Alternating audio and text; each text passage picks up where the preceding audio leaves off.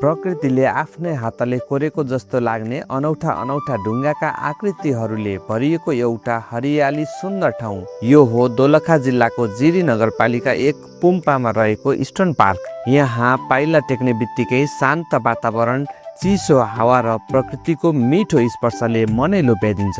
यस eastern पार्कमा रहेको हरेक ढुङ्गाले आफ्नै कथा बोलेको जस्तो अनुभूति हुन्छ अनि वरिपरिको हरियालीले यो ठाउँलाई अझ मनमोहक बनाएको छ।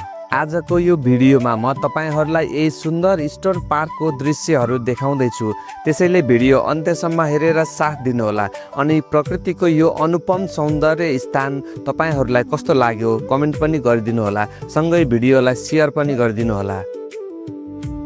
नमस्ते, मेरो पछाडि जुन देखिरहनु भएको छ तपाईहरुले यो चाहिँ इस्टर्न पार्क हो, जुन चाहिँ दोलखा जिल्लाको जिरी नगरपालिका वडा नम्बर 1 पुम्पामा रहेको छ।